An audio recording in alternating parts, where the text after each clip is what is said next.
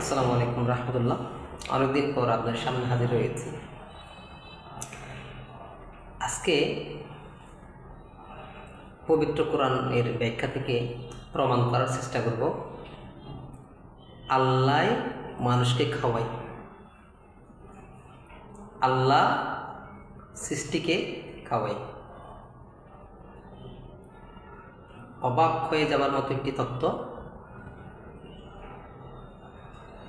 যদি না হয়, হতামাল্লাহু আলা কুলুবিহিম ওয়া আলা সামইহিম ওয়া আলা আবসারিহিম গিশাওয়া।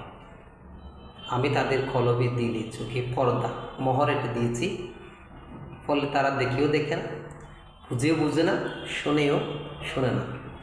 এমন যদি না হয়, যদি কল পৌঁছে না যায়, আপনিও স্বীকার করতে বাধ্য হবেন আল্লাহ খাওয়ায়। কীভাবে খাওয়ায়? এইভাবে পবিত্র কোরআনের ব্যাখ্যায় এসেছে যে একটি কুকুর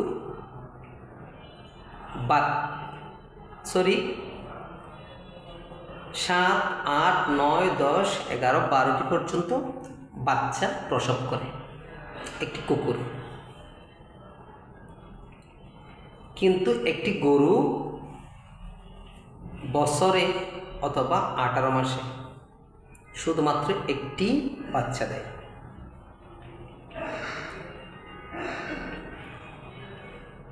শুধু তাই নয়, এই বাংলাদেশে, পৃথিবীর কথা বাদই দিলাম, এই বাংলাদেশে প্রত্যেক দিন লক্ষ লক্ষ লক্ষ গরু জবাই করে, সেখানে কোনো সন্দেহ নাই।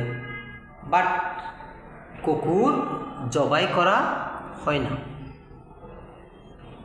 দেখেন আল্লাহ কিভাবে মানুষকে খাওয়ায় তার বান্দাকে, যে ধর্মের হবে হোক।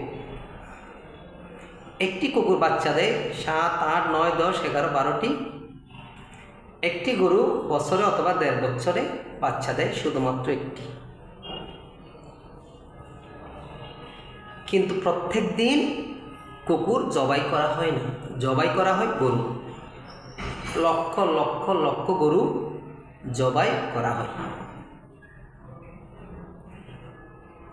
সেই হিসেব অনুযায়ী গরু দেশে থাকার কথা নয়। প্রত্যেক দিন জবাই করা সত্ত্বেও, বছরে অথবা 1.5 বছরে শুধুমাত্র একটি বাচ্চা দেওয়া সত্ত্বেও প্রায় ঘরে গ্রামের গরু আছে এবং গরু জবাই করা হয়। গরু কমে যায় না।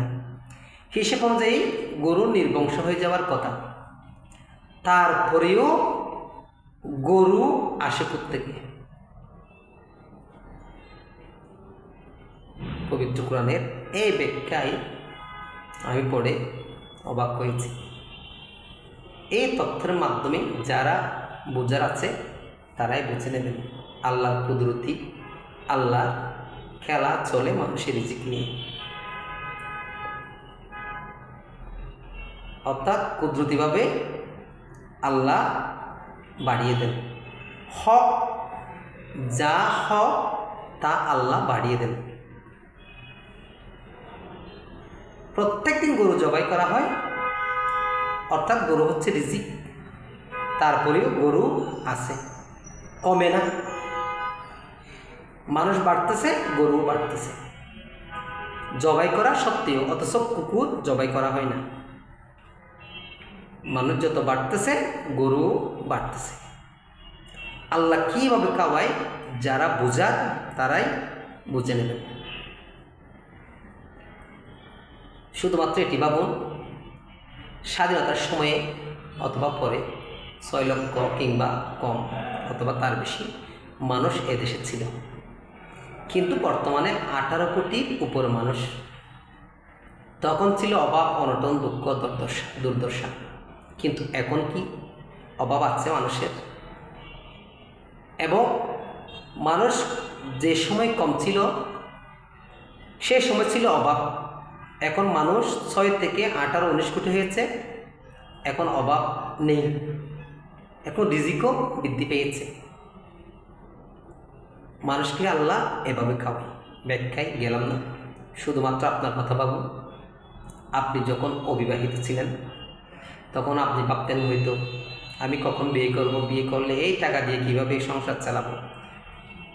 একসময় যখন, অথবা আপনি উদাসী ছিলেন, একসময় আপনার সংসার বড় হলো, ছেলে মেয়ে, অথচ আপনি সেই সময় চলতে পারতেন না। এখন চলতে পারেন, ফ্যামিলিও চালাতে পারেন। অর্থাৎ যার রিজিক সেই নিয়ে আসে, আল্লাহ মানুষকে খাওয়াই। যারা বিশ্বাস করে না তাদের ধরতে হবে ওই যে আল্লাহ মোহর হেঁটে দিয়েছেন, ফলে তারা দেখেও দেখে না, শুনে না, বুঝে না। আল্লাহর নিয়ামতকে আল্লাহকে অস্বীকার করা, আল্লাহ যে খাওয়াই অস্বীকার করে। একটা কারগুজারি বলে শেষ করে দেব। একটা কারগুজারিতে এসেছে, মানুষ যদি না খায় আল্লাহ লাথি মেরে খাওয়াই। ব্যাখ্যা এসেছে একটা কারগুজারিতে, একটি মানুষ বিশ্বাস করেনি যে আল্লাহ খাওয়ায়, আল্লাহ মারে, আল্লাহ রাখে। সে বিশ্বাস না করে পরীক্ষা করার জন্য খানা পিনা না নিয়ে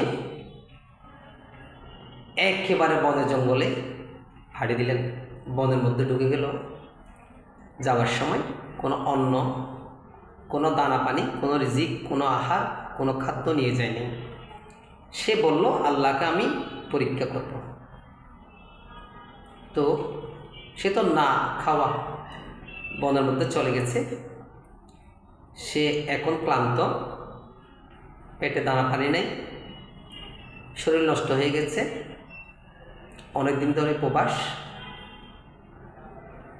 তো গর্তের মধ্যে ঢুকে গেল। গর্তের মধ্যে সে ঢুকে আশ্রয় নিল। মৃত্যুর পথযাত্রী, কারণ আল্লাহকে পরীক্ষা করতেছে। সে বনের মধ্যে চলে গেল। অনেক দিন না খাওয়ার কারণে সে মৃত্যুর পথযাত্রী, এভাবে নাই।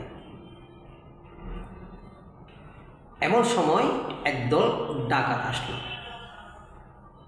শুনতেছে একটি মানুষ খাবার অবস্থায় উহু করতেছেন, খিদার জ্বালায় কাঁপতেছেন, বৃষ্টি চারিদিকে। তখন ওই ডাকাতটা ডাকাতি করে এসে ওই জায়গায় আশ্রয় নিল। তখন ডাকাতটা তিনাকে গর্ত থেকে বাহির করলেন, দেখতেছেন প্রায় মরমর অবস্থা,